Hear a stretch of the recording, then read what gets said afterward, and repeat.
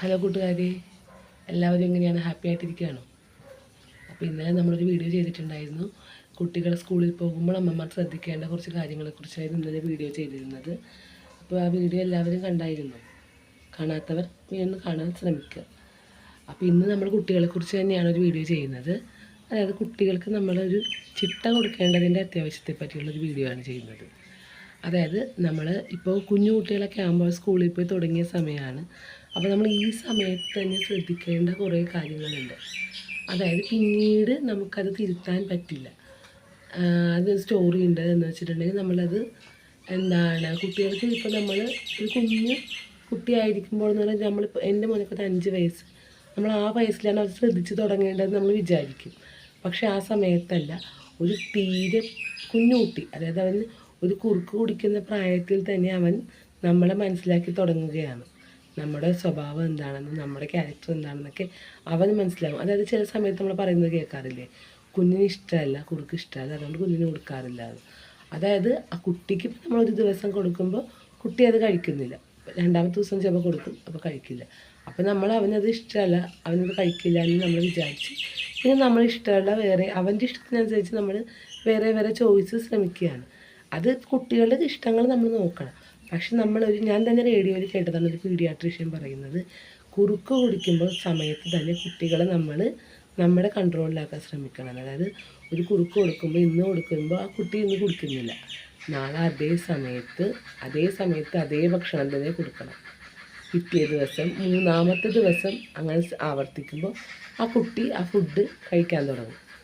അങ്ങനെയാണ് കുട്ടികൾക്ക് നമ്മൾ ഒരു ശീലം ഉണ്ടാക്കി കൊടുക്കുന്നത്. അതല്ലാതെ ഒരു ദിവസം 2 ദിവസം അവർ ചെയ്തില്ല എന്നും പറഞ്ഞ് നമ്മൾ അവരുടെ ഇഷ്ടത്തിലേക്ക് മാറാൻ തുടങ്ങിയ അവർക്ക് ഓട്ടോമാറ്റിക് മനസ്സിലായി തുടങ്ങും നമ്മൾ അവനോട് എങ്ങനെയാണ് നിൽക്കുന്നതെന്ന്.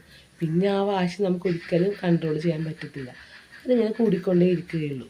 ഒരു 2 വയസ്സുള്ള കുട്ടിക്ക് അവനിപ്പോൾ ഒരു ഉത്സവപ്പറമ്പിൽ ചെന്ന് അവനത് മേടിക്കണം എന്ന് പറഞ്ഞാൽ മേടിക്കും. എൻ്റെ മോനൊക്കെ തന്നെയാണ്, ഒരു കടയിൽ കണ്ട അവനത് വേണമെന്ന് പറഞ്ഞാൽ അത് വേണം എന്ന് പറഞ്ഞ വാശിക്ക് തന്നെ നിൽക്കും. എന്ന് വെച്ചാൽ അത് നടക്കുമെന്ന് ഉറപ്പുള്ള സ്ഥലത്തേ നിൽക്കുകയുള്ളൂ, എല്ലാവരുടെ അടുത്ത് നിൽക്കില്ല. അങ്ങനെയാണ് കുട്ടികൾ. അത് കുട്ടികൾക്ക് നമ്മൾ എന്ത് കാര്യം ചെയ്ത് കൊടുക്കുമ്പോഴും അവർ മനസ്സിലാക്കുകയാണ്. നമ്മുടെ ഒരു ഏജിലുള്ള കുട്ടികളുടെ ഒരിതല്ല ഇപ്പോഴത്തെ ജനറേഷൻ. അവർ ഭയങ്കര ഫാസ്റ്റാണ്.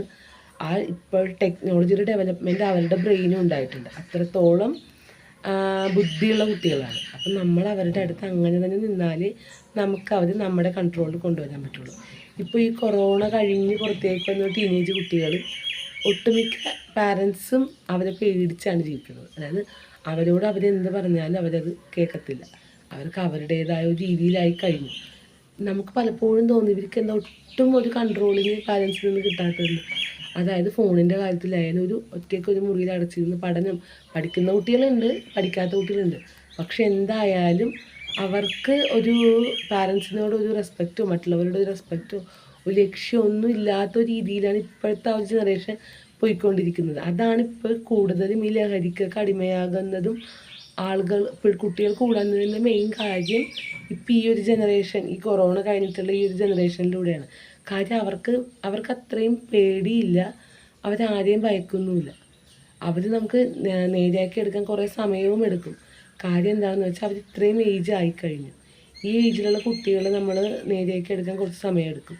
പക്ഷേ നമ്മുടെ കയ്യിലുള്ള കുറച്ച് കുഞ്ഞു കുട്ടികളുണ്ടല്ലോ, 5 വയസ്സ് 6 വയസ്സ് ടീനേജിലേക്ക് പോകുന്നവർ, അങ്ങനെയുള്ളവരെ നമുക്ക് കുറേ കൂടി നമുക്ക് നേരെയാക്കി എടുക്കാൻ പറ്റും.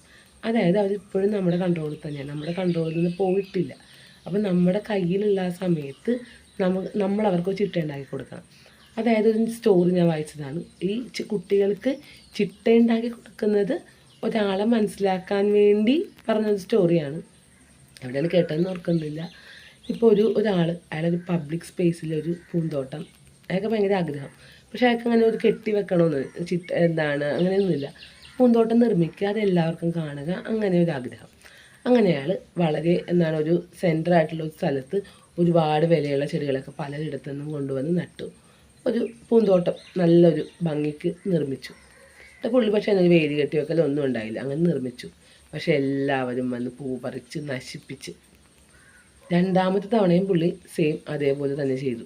ഒരു നല്ല പൂന്തോട്ടം നിർമ്മിച്ചു, പ്രത്യേകിച്ച് റെസ്ട്രിക്ഷൻസ് ഒന്നും വെച്ചില്ല. അത് വീണ്ടും നശിപ്പിക്കപ്പെട്ടു. 3ാമത്തെ തവണ പുള്ളി നല്ല രീതിയിൽ പൂന്തോട്ടം നിർമ്മിച്ചിട്ട് വലിയൊരു വെയിൽ, എന്നാൽ പുറത്ത് നിന്ന് മറ്റുള്ളവർക്ക് കാണാനും പറ്റും. പക്ഷെ ഒരു വെയിലിക്കെട്ട് വെച്ചിട്ട് അവിടെ ഒരു ബോർഡും വെച്ചു, ഇവിടെ നിന്ന് പൂ പറിക്കുന്നവർക്ക് അതിൻ്റേതായ അർഹമായ ശിക്ഷ നൽകുമെന്ന്. ആ ബോർഡും വെച്ച് ആ വെയിലിയും വെച്ച് കുറേ നാൾ ആ പൂന്തോട്ടം മുന്നോട്ട് പോയി. അവിടെ വന്ന് മറ്റുള്ളവർ കാണുകയും എല്ലാം ചെയ്തു. കുറച്ച് നാൾ കഴിഞ്ഞപ്പോൾ അയാൾ പതുക്കെ ആ വെയിൽ അഴിച്ചു മാറ്റി. ആ ബോർഡ് അവിടെ തന്നെ വെച്ചു. ബോർഡ് കുറച്ച് നാൾ കൂടെ വെച്ചു. പക്ഷെ എല്ലാവരും വന്നു അകത്ത് കയറി പൂക്കൾ കാണും. പക്ഷെ ആരും പൂ പറിച്ചില്ല. കാരണം എല്ലാവരുടെ മനസ്സിലും ആ വെയിലിയും ആ ബോർഡും ഉണ്ട്. കുറച്ച് നാളുകൂടെ കഴിഞ്ഞപ്പോൾ ആ ബോർഡും മാറ്റി. ആ പൂന്തോട്ടം ആദ്യം വെച്ചതുപോലെ പബ്ലിക് സ്പേസിൽ ഒരു നല്ല പൂന്തോട്ടം. പക്ഷെ ആരും അവിടെ പൂ പറിച്ചില്ല. കാര്യം അവിടെയുള്ള ആ വെയിലിയും ആ ബോർഡും എല്ലാവരുടെയും മനസ്സിലുമുണ്ട്. അതാണ് നമ്മുടെ കുട്ടികൾക്ക് നമ്മൾ ചെയ്യേണ്ടത്. ആദ്യം നമ്മൾ നിർബന്ധപൂർവ്വം ചില കാര്യങ്ങൾ അടിച്ചേൽപ്പിക്കുക തന്നെ വേണം. ഓരോ കാര്യങ്ങളും നമ്മൾ അവരുടേതായ വഴിക്ക് വിടാതെ നിർബന്ധപൂർവ്വം അടിച്ചേൽപ്പിക്കുക തന്നെ വേണം. അങ്ങനെ അടിച്ചേൽപ്പിച്ചാൽ കുറച്ച് നാൾ കഴിയുമ്പോൾ നമ്മളത് അടിച്ചേൽപ്പിക്കാതിരിക്കുമ്പോഴും അവരത് ശീലമായിക്കൊണ്ടിരിക്കും. എല്ലാ കാര്യം അടിച്ചേൽപ്പിക്കണമെന്നല്ല, അവരുടെ ജീവിതത്തിലേക്ക് വേണ്ട കുറച്ച് നല്ല കാര്യങ്ങളും മറ്റുള്ളവരോട് എങ്ങനെ പെരുമാറണമെന്നും ലൈഫിൽ പിന്തുടരേണ്ട കുറച്ച് നല്ല കാര്യങ്ങൾ അവർ നിർബന്ധപൂർവ്വം ചെയ്യണം. ഇപ്പോൾ ഒരു ഉദാഹരണത്തിന് ഇപ്പോൾ ഒരു കുഞ്ഞു കുട്ടിയാണെങ്കിൽ പുറത്ത് നിന്ന് ഒരാൾ വരുമ്പോൾ അവൻ വീട്ടിൽ ഫോൺ കളിച്ചുകൊണ്ടിരിക്കുകയാണെങ്കിൽ നമ്മൾ നിർബന്ധപൂർവ്വം ആ ഫോൺ ഓഫ് ചെയ്യാൻ അവനോട് പറയണം. ആ ഫോൺ ഓഫ് ചെയ്യാൻ അവനോട് ഒരു ദിവസം നമ്മൾ പറഞ്ഞാൽ അവർ വന്നില്ലേ അവരോട് സംസാരിക്ക് ഫോൺ ഓഫ് ചെയ്യാൻ പറഞ്ഞാൽ പിന്നീട് നമ്മുടെ വീട്ടിലേക്ക് വേറൊരാൾ കയറി വന്നാലും അവൻ മുതിർന്നാലും അവൻ അത് തന്നെ പിന്തുടരും. ഒരാൾ വരുമ്പോൾ റെസ്പെക്റ്റോടുകൂടി ആ ഫോൺ മാറ്റി വെച്ച് അവൻ ആ വീട്ടിൽ വന്നവരോട് സംസാരിക്കും. അത് ചെറുപ്പത്തിൽ നമ്മളത് പറഞ്ഞു കൊടുത്താലല്ലേ പിന്നീട് അവനത് ഫോളോ ചെയ്യാൻ പറ്റുള്ളൂ. അപ്പോൾ നമ്മൾ ചില കാര്യങ്ങൾ കുട്ടികളെ പറഞ്ഞ് തന്നെ ബോധ്യപ്പെടുത്തണം. ചിട്ടകൾ ചെറുപ്പത്തിൽ തന്നെ നമ്മൾ ഉണ്ടാക്കിയെടുക്കുക.